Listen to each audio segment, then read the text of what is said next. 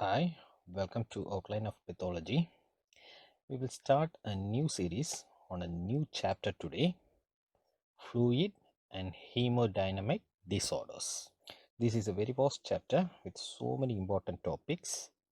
We will cover each important topic in a separate video. This is first part in the series, and in this part we will discuss the general principles of fluid and hemodynamic disorders and edema. Okay, off to the topic.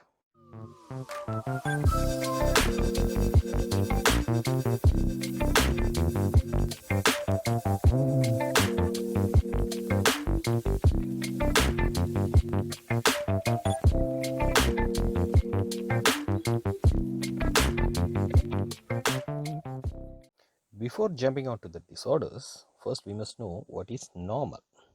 The normal equilibrium state is called homeostasis. Homeostasis is defined as the mechanism by which constancy of internal environment is maintained and ensured. Homeostasis is the mechanism by which constancy of the internal environment is maintained and ensured. Now, this should be distinguished from the rather similar sounding term hemostasis. Hemostasis refers to clotting of blood, which you might have already come across in physiology. Homeostasis is the equilibrium state of internal environment. Even though the terms are similar sounding, both are very different things. So note that, well, hemostasis can be considered as a subpart of homeostasis, because blood clotting or hemostasis is also essential to maintain an equilibrium state of the internal environment, that is homeostasis. Anyways, we are not concerned about hemostasis here. What we are concerned here is about homeostasis.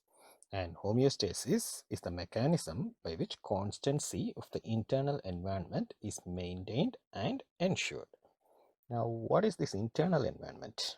We know very well about our external environment, which includes the natural habitat we live in. There is land, water, air, and all the living beings. And so much is talked about protecting or maintaining the equilibrium state of this external environment.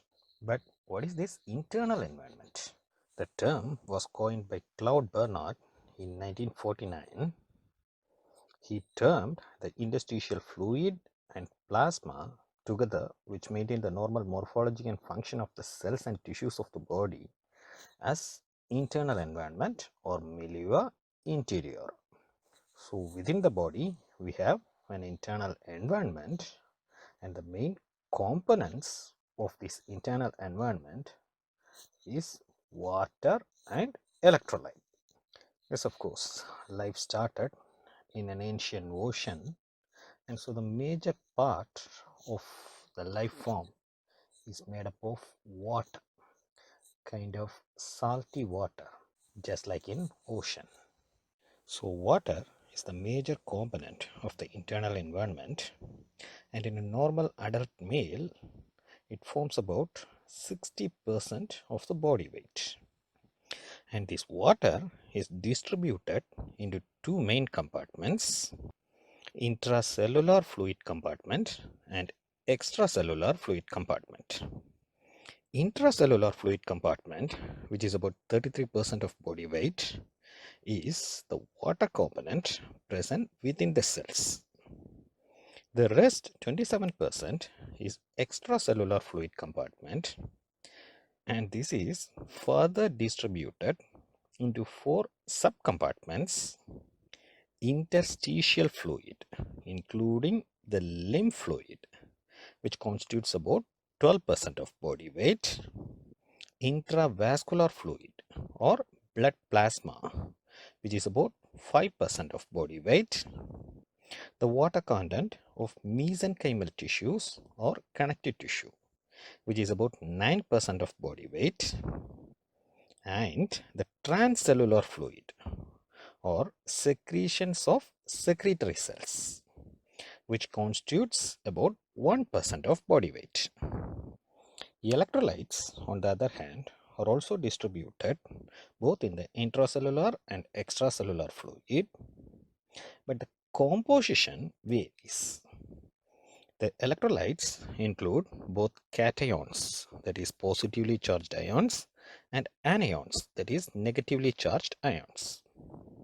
In the intracellular fluid, the major cations are potassium and magnesium, and the major anions are phosphates and proteins. In the extracellular fluid, on the other hand, the major cation is sodium and the principal anions are chloride and bicarbonate. These compartments are separated from each other mainly by two membranes, cell wall and capillary endothelium. Both these are entirely permeable to water. That is, water can freely move across these membranes. Water does not need e-pass or there is no quarantine period. It can freely cross the border. But on the other hand, they differ in their permeability to electrolytes. The equilibrium between the two major body fluid compartments, that is intracellular and extracellular, is maintained by passing of water from or into the intracellular compartment. That is, the equilibrium is maintained mainly by the movement of water. Enough of introductory chit chat. Let's discuss the disorders. Hemodynamic disorders can be disturbances in body fluid and electrolytes. Example, edema. Disturbances in volume of circulating blood. Example, hyperemia, congestion, hemorrhage, shock. And disturbances of obstructive nature. Example, thrombosis, embolism, infarction. Each of these conditions I mentioned here form important topics exam-wise, and we will discuss each one separately. Today, we will discuss edema. Edema is defined as abnormal and excessive accumulation of free fluid in interstitial tissue spaces and serous cavities. Edema is abnormal and excessive accumulation of free fluid in interstitial tissue spaces and serous cavities. Accumulation of fluid in body cavities, that is serous cavities, is generally given a separate name, that is effusion. Accumulation in each cavity is named differently. For example, accumulation of fluid in peritoneal cavity is called ascites. Accumulation in pleural cavity is called pleural effusion, and accumulation in pericardial cavity is pericardial effusion.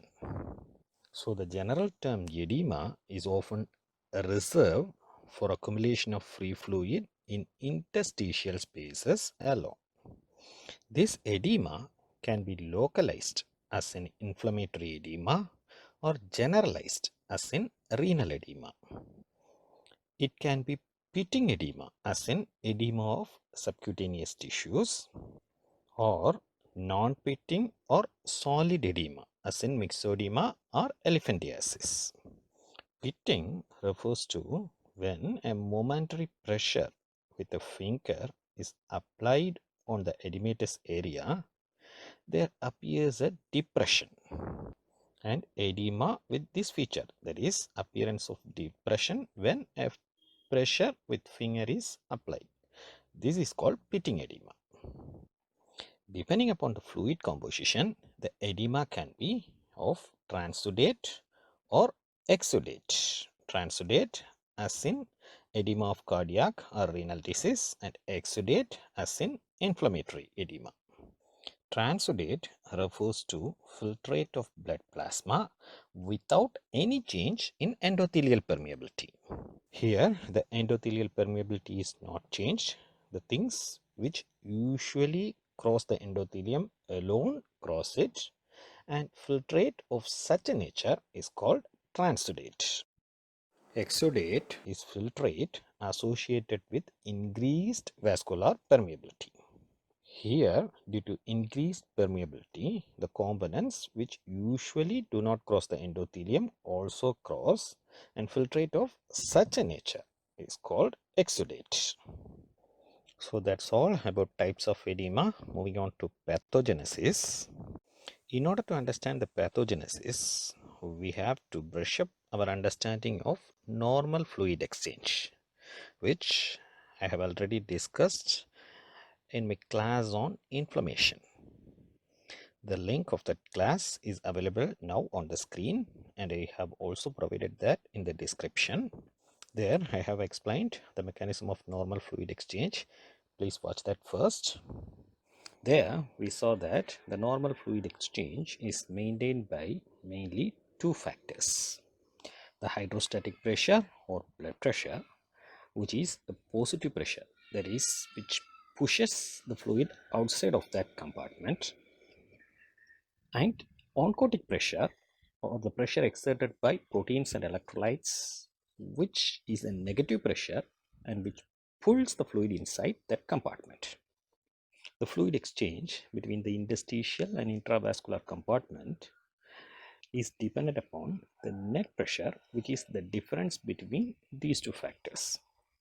We saw that at both the arterial end and venous end, the osmotic pressure remains the same, but the hydrostatic pressure is a bit higher at the arterial end. So the net pressure is positive, that is about 7 millimeter of mercury hydrostatic at the arterial end, and negative, about minus 13 millimeter of mercury oncotic pressure on the venous end. So normally the fluid moves out of the arterial end into the interstitial space, and then from interstitial space to the venous end. We also saw that not all fluid is drained by the venous end. A little amount of fluid is left behind, which is then drained by the lymphatics.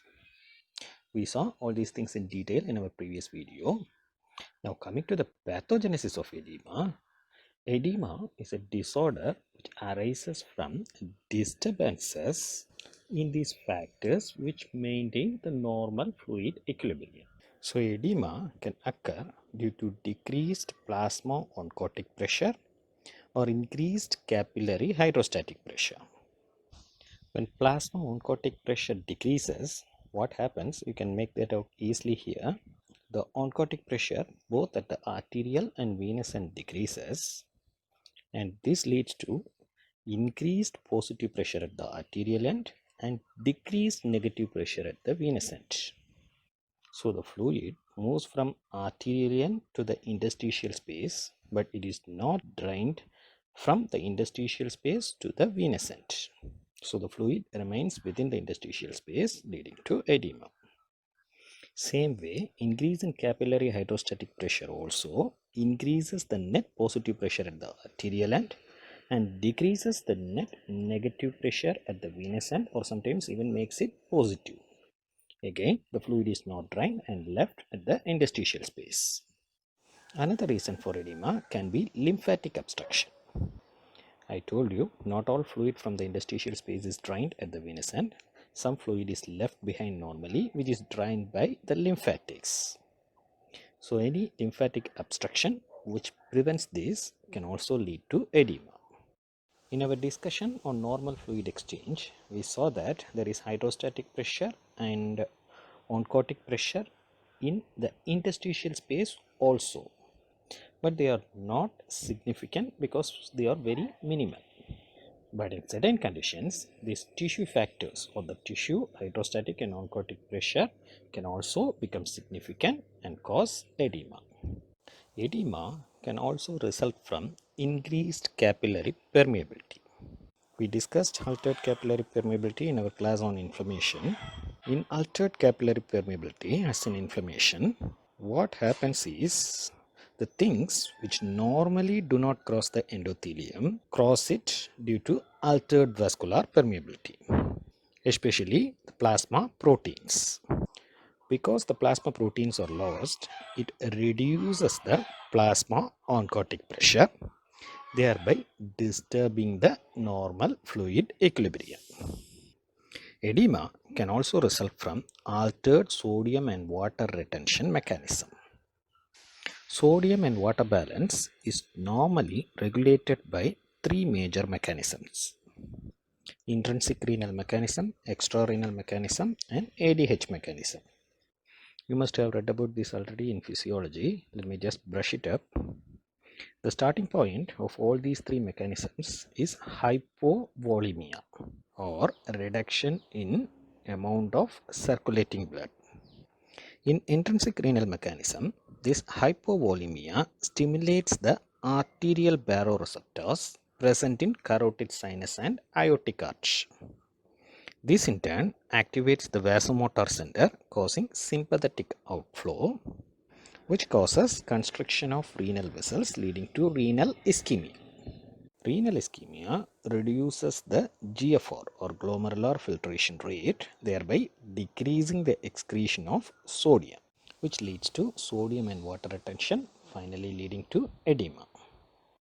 In extrarenal mechanism, the renal ischemia resulting from hypovolemia and a resultant reduction of sodium in renal tubules stimulates the juxtaglomerular apparatus to release an enzyme called renin.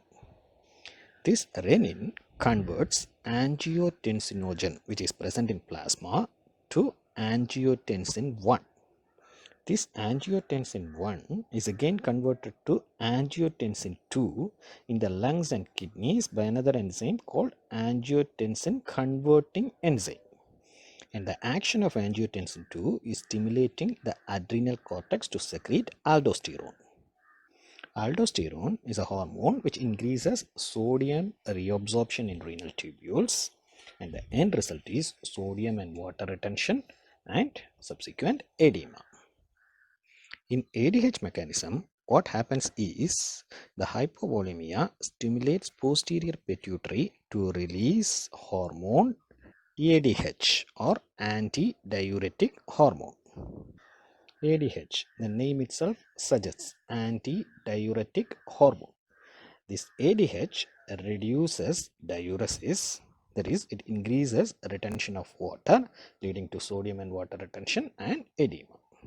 Edema can be caused by inbuilt mechanisms meant for sodium and water balance also. Now, coming to examples of edema caused by each of these causes.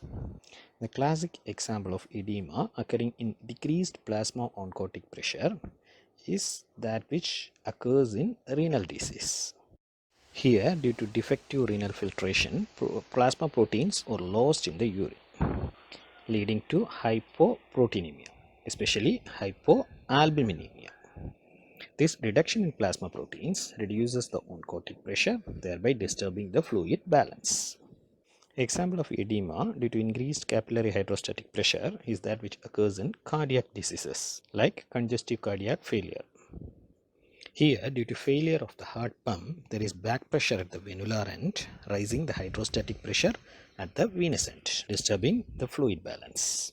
The example of edema due to lymphatic obstruction is filariasis, commonly called elephantiasis, where the lymphatic channels are blocked.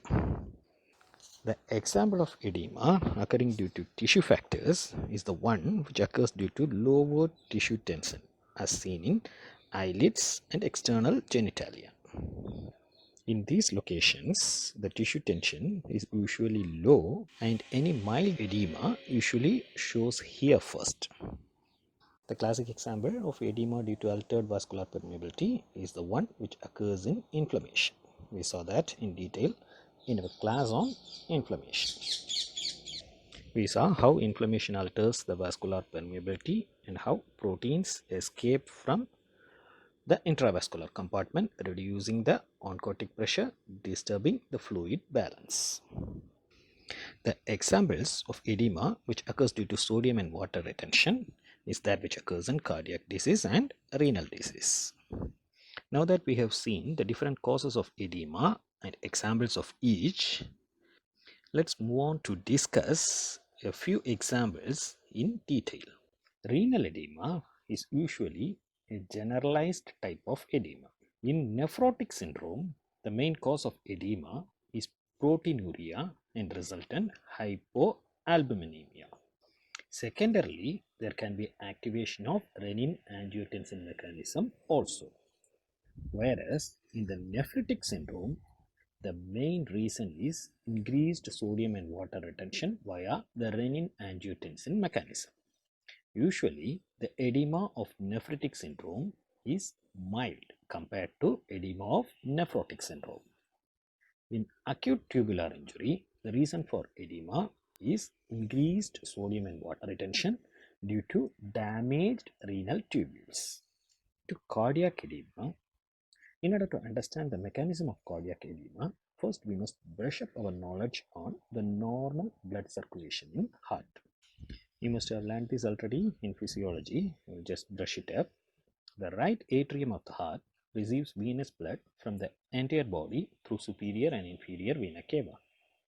This blood moves into the right ventricle, and from there it is pumped to the lungs through pulmonary arteries. In lungs, the blood is oxygenated and it reaches the left atrium via pulmonary veins.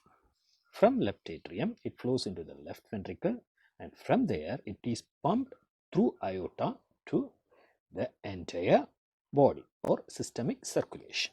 This is the normal blood circulation in heart. Now, cardiac edema is usually the name given to edema occurring in right-sided heart failure or congestive cardiac failure. In right-sided heart failure, blood pumping from right ventricle to the lungs is deficient. The blood is not pumped out from the right ventricle, which increases the back pressure at the venous ends. Obviously, this will alter the pressure balance at the venous end, resulting in edema.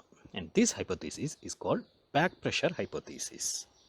There can be other mechanisms also in action in cardiac edema, like due to reduced output from right ventricle to the lungs, the blood reaching the left atrium also reduces, which in turn reduces the blood reaching the left ventricle, thereby reduces the blood pumped out into the systemic circulation from left ventricle.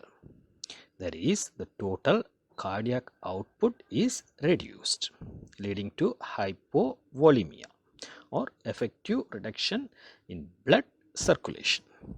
This hypovolemia, as we already saw, can activate the intrinsic renal or extrarenal or ADH mechanism, leading to sodium and water retention and consequent edema.